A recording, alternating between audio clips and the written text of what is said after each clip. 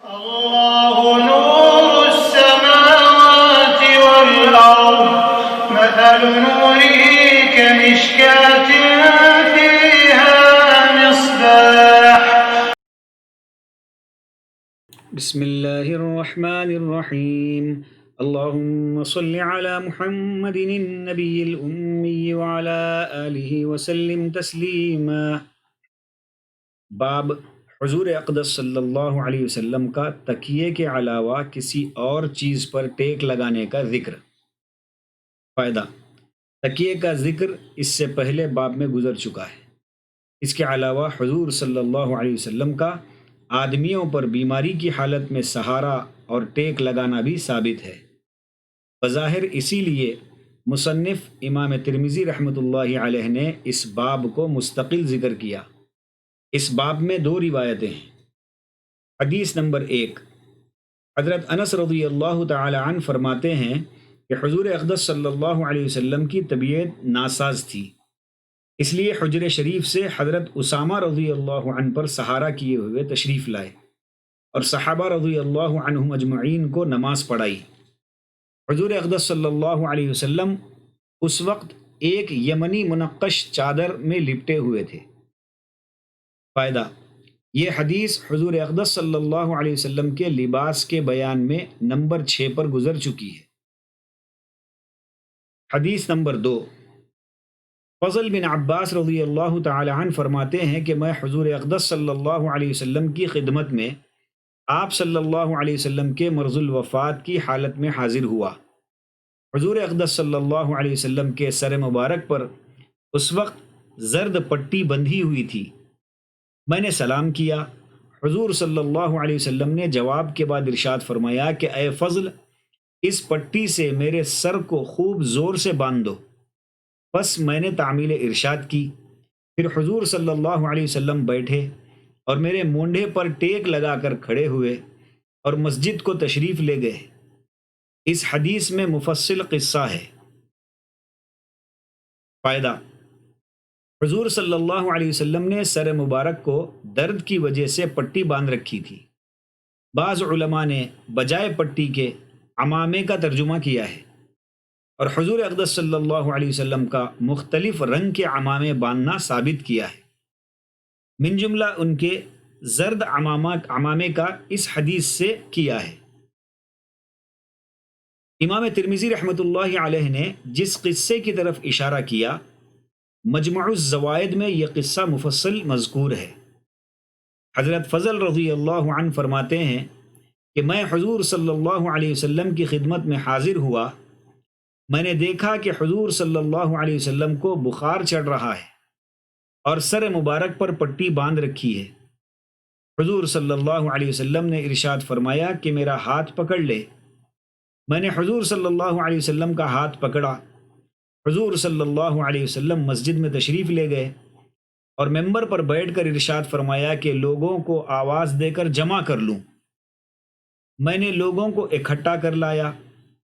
حضور صلی اللہ علیہ وسلم نے اللہ کی حمد و ثنا کے بعد یہ مضمون ارشاد فرمایا کہ میرا تم لوگوں کے پاس سے چلے جانے کا زمانہ قریب آ گیا ہے، اس لیے جس کی کمر پر میں نے مارا ہو میری کمر موجود ہے، بدلہ لے لے، اور جس کی آبرو پر میں نے کوئی حملہ کیا ہو میری آبرو سے بدلہ لے لے.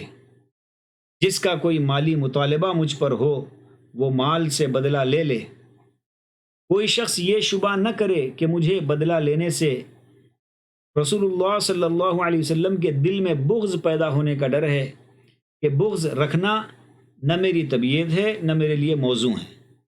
خوب سمجھ لو کہ مجھے بہت محبوب ہے وہ شخص جو اپنا حق مجھ سے وصول کر لے یا معاف کر دے، کہ میں اللہ جل شانہ کے یہاں بشاشت نفس کے ساتھ جاؤں. میں اپنے اس اعلان کو ایک دفعہ کہہ دینے پر کفایت کرنا نہیں چاہتا، پھر بھی اس کا اعلان کروں گا. چنانچہ اس کے بعد آپ صلی اللہ علیہ وسلم ممبر سے اتر آئے. ظہر کی نماز پڑھنے کے بعد پھر ممبر پر تشریف لے گئے اور وہی اعلان فرمایا. نیز بغض کے متعلق بھی مضمون اوپر جو گزرا ہے اس کا اعادہ فرمایا. اور یہ بھی ارشاد فرمایا کہ جس کے ذمے کوئی حق ہو وہ بھی ادا کر دے، اور دنیا کی رسوائی کا خیال نہ کرے کہ دنیا کی رسوائی آخرت کی رسوائی سے بہت کم ہے۔ ایک صاحب کھڑے ہوئے اور عرض کیا کہ میرے 3 درم آپ صلی اللہ علیہ وسلم کے ذمے ہیں۔ حضور صلی اللہ علیہ وسلم نے ارشاد فرمایا کہ میں کسی مطالبہ کرنے والے کی نہ تکذیب کرتا ہوں نہ اس کو قسم دیتا ہوں، لیکن پوچھنا چاہتا ہوں کہ کیسے ہیں، یعنی وہ میرے ذمے کیسے ہیں؟ انہوں نے عرض کیا کہ ایک سائل ایک دن آپ صلی اللہ علیہ وسلم کے پاس آیا تھا، تو آپ صلی اللہ علیہ وسلم نے مجھ سے فرما دیا تھا کہ اس کو 3 درم دے دو۔ حضور صلی اللہ علیہ وسلم نے حضرت فضل رضی اللہ عنہ سے فرمایا کہ اس کو 3 درم ادا کر دو۔ اس کے بعد ایک اور صاحب اٹھے، انہوں نے عرض کیا کہ میرے ذمے 3 درم بیت المال کے ہیں، میں نے خیانت سے لے لیے تھے۔ حضور صلی اللہ علیہ وسلم نے دریافت فرمایا کیوں خیانت کی تھی؟ انہوں نے عرض کیا کہ اس وقت میں بہت محتاج تھا۔ حضور صلی اللہ علیہ وسلم نے حضرت فضل رضی اللہ عنہ سے فرمایا کہ ان سے وصول کر لو۔ اس کے بعد پھر حضور اقدس صلی اللہ علیہ وسلم نے اعلان فرمایا کہ جس کسی کو اپنی کسی حالت کا اندیشہ ہو وہ بھی دعا کرا لے کہ اب روانگی کا وقت ہے۔ ایک صاحب اٹھے اور عرض کیا یا رسول اللہ صلی اللہ علیہ وسلم، میں جھوٹا ہوں، منافق ہوں، بہت سونے کا مریض ہوں۔ حضور صلی اللہ علیہ وسلم نے دعا فرمائی یا اللہ اس کو سچائی عطا فرما، ایمان کامل نصیب فرما، اور زیادتی نیند کی مرض سے صحت بخش دے۔ اس کے بعد ایک اور صاحب کھڑے ہوئے اور عرض کیا یا رسول اللہ صلی اللہ علیہ وسلم، میں جھوٹا ہوں، منافق ہوں، کوئی گناہ ایسا نہیں ہے جو نہ کیا ہو۔ حضرت عمر رضی اللہ تعالی عنہ نے اس کو تنبیہ فرمائی کہ اپنے گناہوں کو پھیلاتے ہو؟ حضور اقدس صلی اللہ علیہ وسلم نے ارشاد فرمایا کہ عمر رضی اللہ عنہ چپ رہو، دنیا کی رسوائی آخرت کی رسوائی سے بہت ہلکی ہے۔ اس کے بعد حضور اقدس صلی اللہ علیہ وسلم نے ارشاد فرمایا اللہ اس کو سچائی اور کامل ایمان نصیب فرما اور اس کے احوال کو بہتر فرما دے۔ اس کے بعد حضرت عمر رضی اللہ تعالی عنہ نے مجمع سے کوئی بات کہی جس پر حضور اقدس صلی اللہ علیہ وسلم نے ارشاد فرمایا کہ عمر رضی اللہ عنہ، عمر میرے ساتھ ہیں اور میں عمر کے ساتھ ہوں، میرے بعد حق عمر کے ساتھ ہے جدھر بھی وہ جائیں۔ ایک دوسری حدیث میں یہ بھی ہے کہ ایک اور صاحب اٹھے، انہوں نے عرض کیا یا رسول اللہ صلی اللہ علیہ وسلم، میں بزدل ہوں، سونے کا مریض ہوں۔ حضور اقدس صلی اللہ علیہ وسلم نے ان کے لیے بھی دعا فرمائی۔ حضرت فضل رضی اللہ عنہ کہتے ہیں کہ اس کے بعد سے ہم دیکھتے تھے کہ ان کے برابر کوئی بھی بہادر نہ تھا۔ اس کے بعد حضور اقدس صلی اللہ علیہ وسلم حضرت عائشہ رضی اللہ عنہا کے مکان پر تشریف لے گئے اور اسی طرح عورتوں کے مجمع میں بھی اعلان فرمایا، اور جو جو ارشادات مردوں کے مجمع میں فرمائے تھے یہاں بھی ان کا اعادہ فرمایا۔ ایک صحابیہ رضی اللہ عنہا نے عرض کیا یا رسول اللہ صلی اللہ علیہ وسلم، میں اپنی زبان سے عاجز ہوں۔ حضور اقدس صلی اللہ علیہ وسلم نے ان کے لیے بھی دعا فرمائی۔ ان حضرات کا اپنے کو منافق فرمانا اس وجہ سے تھا کہ اللہ تعالیٰ کے خوف سے یہ حضرات بہت زیادہ متصف رہتے تھے، جس کے چند واقعات حکایات صحابہ کے باب دوم میں لکھے جا چکے ہیں۔ اسی غلبے خوف سے اپنے اوپر نفاق کا شبہ ہو جاتا تھا۔